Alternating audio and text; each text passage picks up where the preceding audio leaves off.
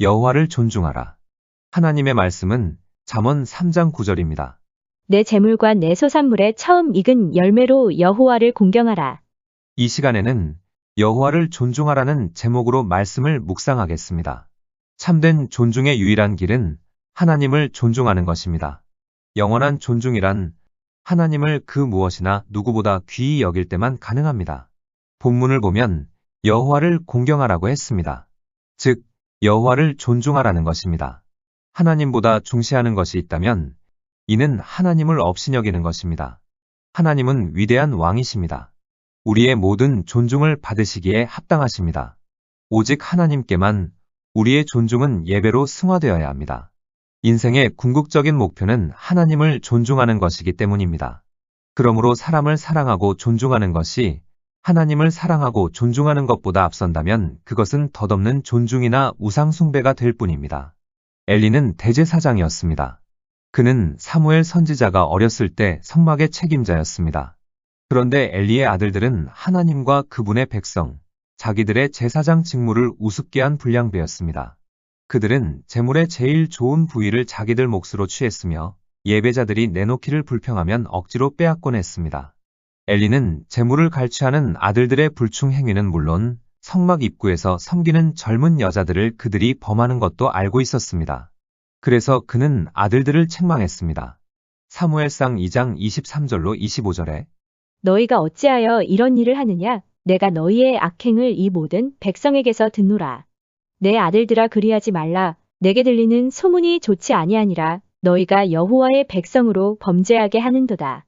사람이 사람에게 범죄하면 하나님이 심판하시려니와 만일 사람이 여호와께 범죄하면 누가 그를 위하여 간구하겠느냐? 엘리는 두 아들의 잘못을 지적만 했을 뿐 아들들이 제사장 일을 계속하게 두었습니다. 엘리가 진정 하나님을 존중했다면 아들들을 해임시키고 하나님과 백성을 참된 마음으로 섬기는 의로운 사람들로 그 자리를 대신했을 것입니다. 결국 선지자를 통하여 엘리에게 하나님의 말씀이 임했습니다. 사무엘상 2장 27절로 29절에 하나님의 사람이 엘리에게 와서 그에게 이르되 여호와의 말씀에 너희 조상의 집이 애굽에서 바로의 집에 속하였을 때에 내가 그들에게 나타나지 아니하였느냐? 이스라엘 모든 지파 중에서 내가 그를 택하여 내 제사장으로 삼아 그가 내 제단에 올라 분향하며 내 앞에서 에봇을 입게 하지 아니하였느냐? 이스라엘 자손이 드리는 모든 화제를 내가 내 조상의 집에 주지 아니하였느냐? 너희는 어찌하여 내가 내 처소에서 명령한 내 제물과 예물을 밟으며 내 아들들을 나보다 더 중히 여겨 내 백성 이스라엘이 드리는 가장 좋은 것으로 너희들을 살찌게 하느냐? 선지자는 엘리의 동기를 파헤쳤습니다. 억지로 다그쳐 최상의 제물을 취하는 그 이득을 엘리는 정직한 성품보다 더 앞세웠던 것입니다. 하나님은 선지자를 통하여 말씀하시기를 엘리가 하나님보다 자기 아들들을 더 사랑하고 존중한다고 하셨습니다. 한마디로 말하면 하나님의 일을 하는데 가족이 우상이었던 것입니다. 이렇게 함으로써 엘리는 아무런 보상도 받지 못했을 뿐 아니라 오히려 정반대로 큰 손실을 입었습니다. 사무엘상 2장 30절로 36절에 그러므로 이스라엘의 하나님 나 여호와가 말하노라. 내가 전에 내 집과 내 조상의 집이 내 앞에 영원히 행하리라 하였으나 이제 나 여호와가 말하노니 결단코 그렇게 하지 아니하리라. 나를 존중히 여기는 자를 내가 존중히 여기고 나를 멸시하는 자를 내가 경멸하리라. 보라 내가 내 팔과 내 조상의 지팔을 끊어 내 집에 노인이 하나도 없게 하는 날이 이를지라. 이스라엘에게 모든 복을 내리는 중에 너는 내 처소의 환난을 볼 것이요 내 집에 영원토록 노인이 없을 것이며 내 제단에서 내가 끊어버리지 아니할 내 사람이 내 눈을 쇠잔하게 하고 내 마음을 슬프게 할 것이요 내 집에서 출산되는 모든 자가 젊어서 죽으리라. 내 두 아들 홈리와 비느하스가 한날에 죽으리니 그 둘이 당할 그 일이 내게 표징이 되리라. 내가 나를 위하여 충실한 제사장을 일으키리니 그 사람은 내 마음 내 뜻대로 행할 것이라. 내가 그를 위하여 견고한 집을 세우리니 그가 나의 기름 부음을 받은 자 앞에서 영구히 행하리라. 그리고 내 집에 남은 사람이 각기 와서 은 한 조각과 떡 한 덩이를 위하여 그에게 엎드려 이르되 청하노니 내게 제사장의 직분 하나를 맡겨 내게 떡 조각을 먹게 하소서 하리라. 하나님은 충실한 제사장을 일으키겠다고 하셨습니다. 그 제사장은 자기 속을 챙기거나 사람들의 환심을 사기보다는 하나님께 순종할 사람이라는 것입니다. 이것이 하나님을 향한 참된 존중입니다. 아브라함은 하나님을 존중했습니다.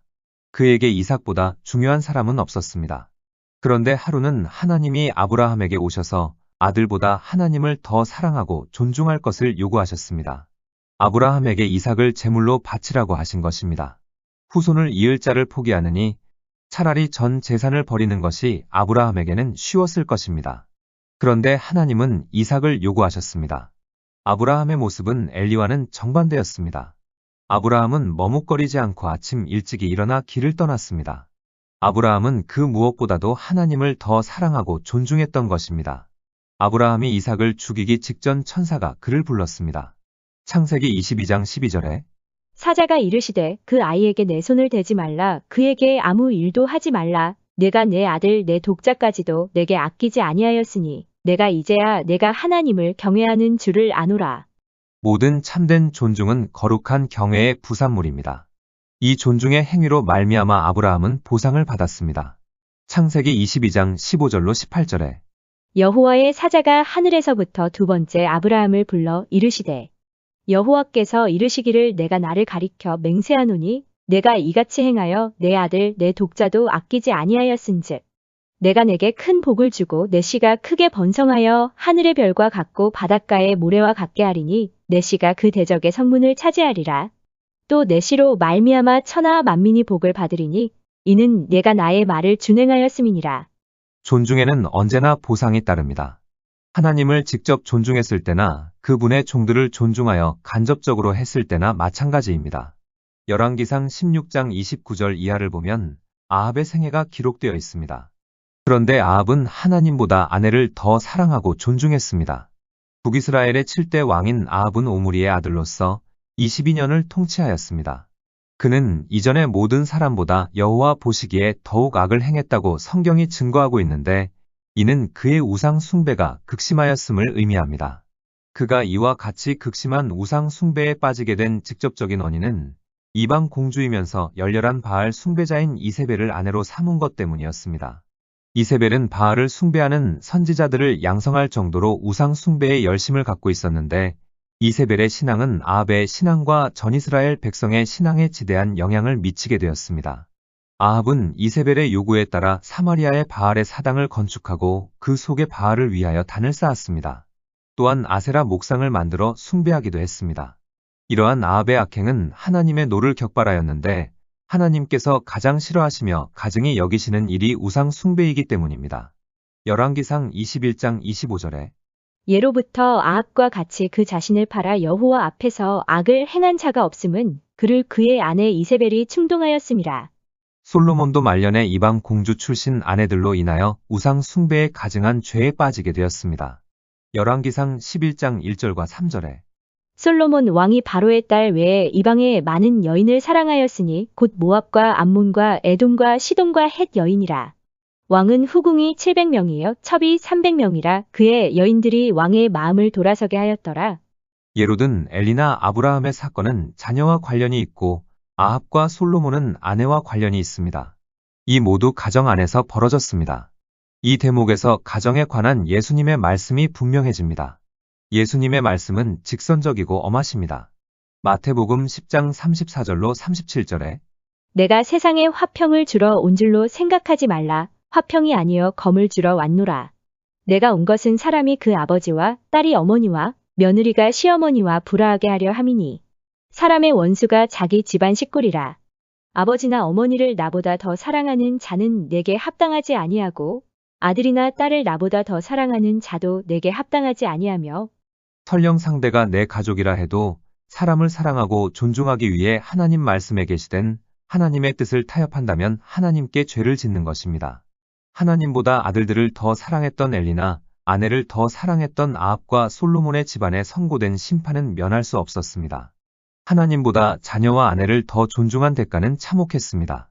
사람들이 하나님보다 인간을 더 사랑하고 존중한 예는 그 밖에도 성경 도처에 많이 있습니다. 어느 경우든 결과는 좋지 않습니다. 눈에 보이지 않는 하나님보다 눈앞에 있는 사람을 사랑하고 존중하기가 때로 더 쉽습니다.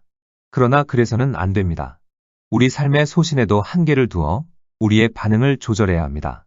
우리가 존경하거나 사랑하는 사람이 우리더러 명백한 하나님 말씀을 거역하라고 시키거나 꾀거나 설득하려 들 경우 그들의 소원을 하나님의 소원보다 존중해서는 안 됩니다. 하나님을 경외하면 삶의 모든 영역에서 하나님 말씀을 믿고 그대로 순종하게 됩니다. 성경을 자신의 생활 방식이나 신념에 맞추려는 사람들이 있습니다. 그래서 성경을 읽을 때 읽은 대로 믿는 것이 아니라 믿는 대로 읽게 되는 것입니다. 성경을 읽는 대로 믿는 것이 하나님을 경외함이며 여기에서 지혜가 나옵니다. 그런데 성경을 믿는 대로 읽는다면 이는 기만입니다. 잠언 22장 4절에 겸손과 여호와를 경외함의 보상은 재물과 영광과 생명이니라. 우리가 존중의 삶을 살면 보상이 당장은 오지 않을지는 모르나 반드시 오게 되어 있습니다. 신실한데도 한동안 보상이 없는 듯 보이는 사람들이 덜어는 있습니다. 그러나 꾸준히 인내하면 이러한 사람들도 마침내 큰 존중과 복을 얻게 됩니다. 존중을 지키려면 겸손한 마음을 잃지 않아야 합니다. 하나님이 아무리 풍성한 복을 주실지라도 늘 기억해야 할 것이 있습니다. 우리에게 있는 것 치고 하나님께 받지 않은 것은 하나도 없다는 사실입니다. 우리는 공고한 시절이 지나고 하나님으로부터 풍성한 복을 받을 때에 자신의 근본을 잊어서는 안 됩니다. 공고한 시절에는 어디로 가야 할지, 돈을 어디에 써야 할지 하나님의 지혜를 구합니다. 그러다 풍성한 복을 받아 누리게 되면 거룩한 두려움은 사라지고 하나님의 지혜를 구하지도 않게 됩니다. 하나님의 백성들 중에 넘어진 사람들은 공고한 시절이 아닌 하나님의 복을 받아 풍성한 시절에 넘어졌다는 것을 우리는 가슴에 새겨야 합니다. 우리는 공고한 가운데 생활하든 풍성한 가운데 생활하든 늘 하나님만을 의지하고 그분의 지혜를 구해야 합니다. 그래야 넘어지지 않게 됩니다. 사도 바울은 평생 자신을 사도 중에 가장 작은 자, 모든 성도 중에 지극히 작은 자, 죄인 중에 괴수라고 했습니다. 사도 바울은 자신의 근본을 잊지 않았고 자기에게 있는 것을 다 하나님이 주셨음을 잊지 않았던 것입니다. 이러한 자세로 하나님 앞에 겸손히 살아갈 때 우리는 자신이 수고한 것을 잃지 않게 될 것입니다. 기도하시겠습니다. 우리의 주인이신 창조주 하나님, 천국 가는 그날까지 하나님만을 높이고 존중히 여기게 하옵소서. 예수님의 이름으로 기도드립니다. 아멘.